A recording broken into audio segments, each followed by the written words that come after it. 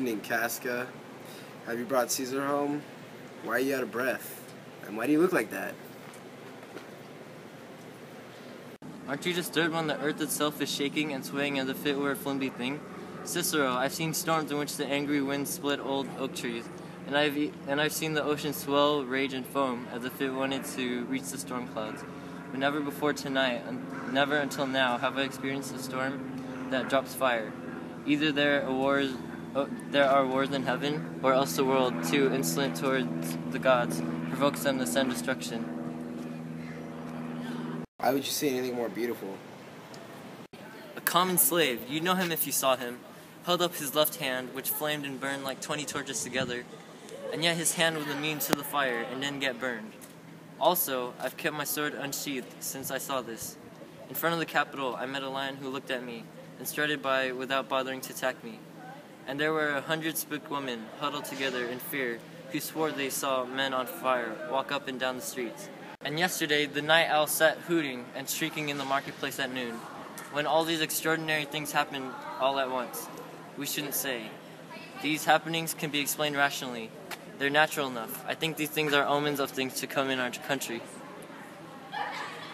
Go. Indeed, it was a strange disposed time, but men may construe things after their fashion, clean from the purpose of the things themselves. Will Caesar come to the Capitol tomorrow? He is, because he told Antonius to tell you he'd be there tomorrow. Good night then, Casca. This disturbed sky is not to walk in. Farewell, Cicero. Who's there? A Roman. Casca, by your voice. Your ear is good, Cassius. What a night this is. A very honest night for a conspiracy. Whoever saw the heavens turn like... Those who have known of the earth's mistakes, Casca.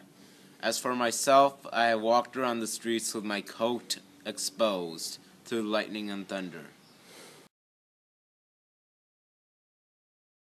You are dull, Casca, and those sparks of life that should be in every Roman you do not have or you do not use. You look at the sky, pale, gazing in wonder about what the heavens are up to. But if you were to look at the true cause of all these children counting and predicting, these old men rambling like fools, and the birds and animals screeching like the God itself had come down from the heavens, you may find that it is simply a prediction, a warning to tell us that something is terribly wrong, that needs to be rectified. And if you were to name one man who is sitting at the Capitol right now, who is like this storm, fierce and unwavering, who generated out of nowhere, who is just as fearful as these inconsistencies, then you will find the true cause of this storm and all its meaning. Indeed, they say that the senators plan to establish Caesar as the king tomorrow. Let it be who it is, because what does it matter now? Romans have become womanish, their bodies like men, but their minds have grown fearful and cowardly. We are like sheep to a wolf. We are simply prey for a bigger predator to come and find. And he'll wear his crown at sea, and on land everywhere except here in Italy. Then I will know where I will hold this dagger, then, ye gods. By my suicide and my freedom from bondage, I will free myself. With my sacrifice, I will make the weak strong, and I will destroy the tyrants, because no dungeon, no prison can truly destroy the spirit of free will. So can I. In fact, every imprisoned man holds in his own hand the tool to free himself. Then why should Caesar be a tyrant then? Poor man. He is only the wolf because we are the sheep. He is only the lion who seeks his prey because we are the hinds who flock in the meadow. His strength is our weakness. Therefore, We should rise up against him by growing strong. But who am I talking to? Are you simply a willing bondman, a pawn of Caesar's play? Or are you something else? Something free, something truly powerful? You're talking to Casca, not to some smiling, two-faced tattletale. Say no more. Shake my hand. If you're joining together to right these wrongs, I'll go as far as any one of you. Well, Casca, there's a bargain to be made. As you know, I have already made a move with my plot, and I've gathered some of the most honorable Roman men. They wait for me at Pompey's porch, the theater.